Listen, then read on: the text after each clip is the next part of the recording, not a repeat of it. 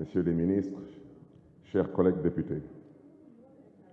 Madame le ministre, je voterai non contre ce projet d'amnistie parce que je ne comprends pas ce qui motive ce projet. Un coup, on veut nous faire croire que c'est pour réhabiliter les acteurs politiques qui, semble-t-il, ne sont demandeurs de rien du tout. Madame le ministre, je voudrais vous dire, le maire de Dakar que je suis, vous le savez parce que vous avez été mon avocat. Vous savez aujourd'hui que je suis exclu des listes électorales pendant 5 ans parce que j'ai été définitivement condamné dans une attaque lâche contre une institution de la République.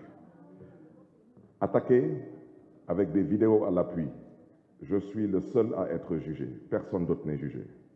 Et aujourd'hui, je suis exclu des listes électorales. Ça veut dire que si l'élection se tient en 2029, je ne peux pas être candidat et je ne peux plus être candidat à la mairie de Dakar. Ça veut dire que si aujourd'hui, on considère que moi qui suis attaqué dans une institution de la République, je n'ai plus le droit de pouvoir compétir parce que j'ai soi-disant été jugé par des magistrats qui se disent être indépendants. Je préfère ne pas commenter parce que je préfère garder mon opinion personnelle. Je pense aujourd'hui, et là je m'adresse au président de la République, qu'on n'a pas besoin d'une loi d'amnistie pour réintégrer les acteurs politiques. Tout ce qu'on a besoin, c'est de modifier quelques articles de la loi électorale. Parce que tout le monde sait que les articles 29, 30 et 57 de la loi électorale ont été des articles à la limite particuliers pour cibler des acteurs politiques et les empêcher de pouvoir être candidats. Donc, je souhaiterais demander au président de la République de bien vouloir reconsidérer sa position. Madame le ministre, je ne partage pas le point de vue de certaines personnes.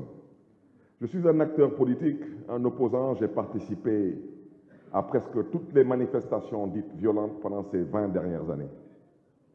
Je peux vous dire ici que lors de ces dernières manifestations, de mars 2021 à peut-être 2024, j'ai été au cœur de toutes ces manifestations. Aucun leader politique n'a donné d'ordre ou d'instruction pour tuer qui que ce soit dans la rue, policiers comme manifestants. La plupart de ces manifestants, semble-t-il, auraient été tués par balle. Mais si nous devons pardonner, mais disons-nous au moins de la vérité, parce que comment oublier sans savoir? Dites-nous au moins ce qui s'est passé, parce que c'est vous qui avez fait les enquêtes. Comment pardonner sans connaître la vérité? Au moins par devoir de mémoire et par respect à toutes ces victimes. Qu'on se dise au moins des vérités. Si le président de la République veut pardonner, le président de la République doit aujourd'hui prendre sur lui, s'il est sincère, la responsabilité de sortir tout le monde de prison et de permettre à tout le monde de participer à des élections. Laissez les Sénégalais juger et voter. Ça ne sera pas la fin du monde. Le génie sénégalais a toujours su surmonter des difficultés. Députés du pouvoir comme députés de l'opposition, nous ne sommes que des Sénégalais. Et aujourd'hui, les Sénégalais sont confus, les Sénégalais sont tendus. Mais pourquoi le sont-ils? Mais parce que les Sénégalais réclament une élection.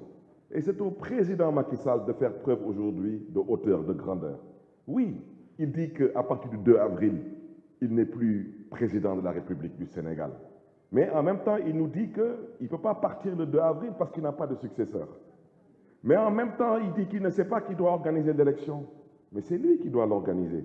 Et je pense que c'est là-bas que se trouve, Madame le ministre, la cohésion nationale. C'est là-bas que se trouve la paix.